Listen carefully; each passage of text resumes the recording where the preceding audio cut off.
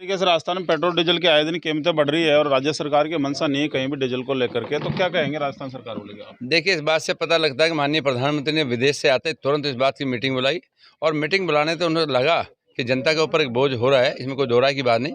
उसके बाद में तुरंत माननीय प्रधानमंत्री ने फैसला लिया और रेट कम किए। उसके बाद में प्रदेश के मुख्यमंत्रियों में बहुतों ने उस बात को तुरंत स्वीकार किया। यूपी में हो गया, जहाँ जहाँ बीजेपी गवर्नमेंट थी, उन्होंने तुरंत अपना वैट को कम कर दिया।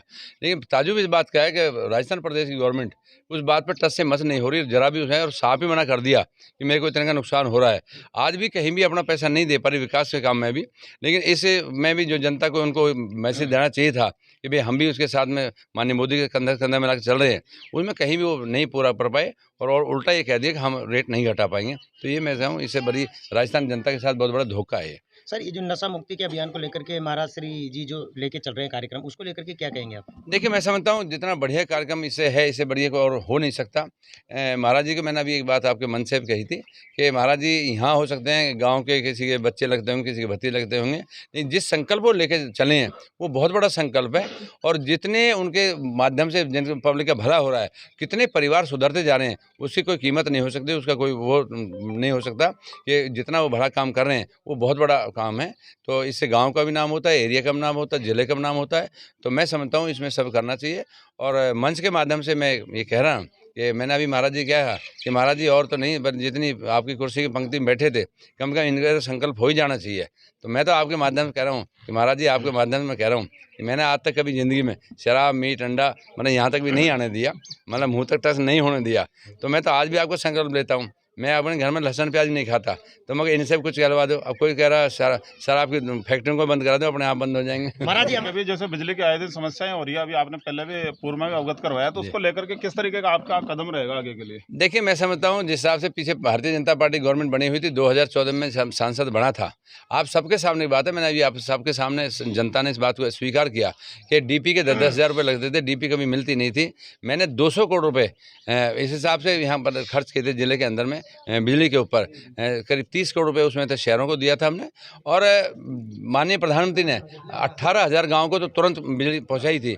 उसी के तहत में हमने सारे ढाणियों को उनको सबको बिजली दे दी थी। जो कृषि लाइट थी, कृषि लाइट पे आप भली बातें जानते हो, आदमी बटन दबाता ट्रिप करती थी, उसके बाद में 7 घंटे कंटिन्यू लाइट देनी शुरू कर दी थी। लेकिन आज फिर वो बात आ रही है, डीपी पे वही 10-10 हज़ार रुपये जो बताया जा रहा है ले रहे हैं, और बिजली जो रात को किसान को बिजली नहीं मिल पा रही।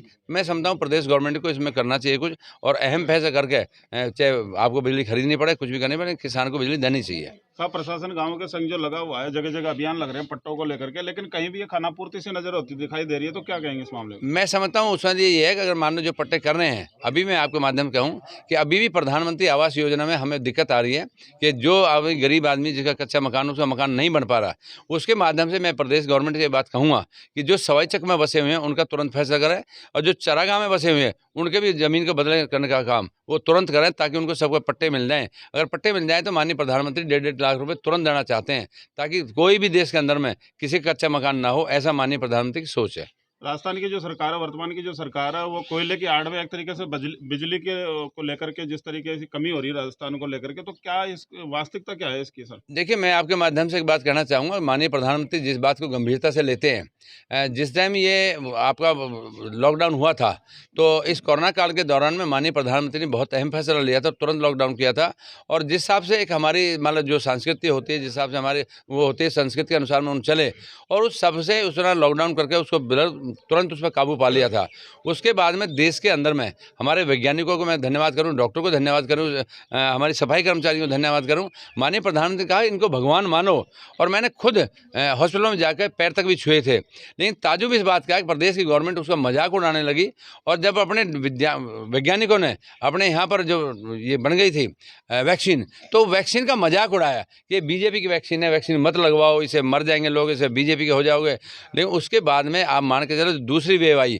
दूसरी वेव में माननीय प्रधानमंत्री ये बात कह दी कि प्रदेश के मुख्यमंत्री खुद फैसला लें कि आपको प्रदेश की जनता कैसे बचानी है। मैं करता हूं तो तुम उसका भद्दा मजाक करते हो, तो आप लोग खुद फैसला लो, और उस पर फैसला नहीं ले पाए। ताजुब इस बात का है, अभी जब ऑक्सीजन की कमी आई तो माननीय प्रधानमंत्री ने तुरंत सारे अपने हेलीकॉप्टर और सारे लगा के एयरलिफ्ट करके उन सबको टैंकरों को भेजकर बाई ट्रेन उसको मंगा के और 3 दिन के अंदर में गैस की पूर्ति कर दी ऑक्सीजन की। लेकिन प्रदेश गवर्नमेंट आज तक भी जो अभियान चलना चाहिए उसकी आज भी 100 करोड़ 110 करोड़ डोज लगी हैं, उसमें प्रदेश गवर्नमेंट कहीं भी पूर्ति नहीं कर पा रही।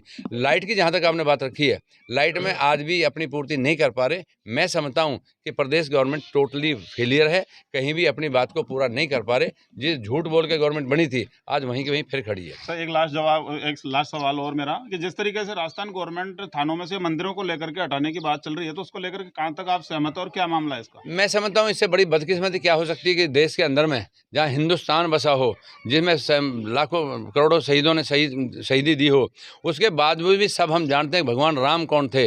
भगवान राम का मंदिर बनाने में हमें 70 साल लग गए, तो इनकी मैं क्या मंशा कहूँगा। इनकी मंशा अभी भी है।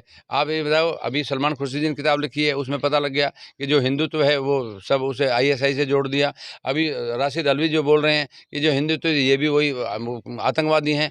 तो इनकी मंशा तो पता लगता है कि उनकी मंशा क्या है। तो मैं समझता हूँ ये जिस भाव के उनकी भावना है, वो भावना से पता लगता है कि इनके अंदर भावना सिर्फ ये है कि कहीं भी मंदिर नहीं बनने चाहिए। कि जो चाहते हैं वो जनता नहीं चाहती, तो जनता जो चाहेगी वही होगा, ये कहने से कुछ नहीं होगा। तो सर विपक्ष के लोग, आप जैसे कुछ लोग करेंगे, उसके लिए कुछ मैं सवाल समझता हूँ उठाएंगे? किसी भी मंदिर को नहीं हटाने देंगे, ना किसी उसको हटने देंगे।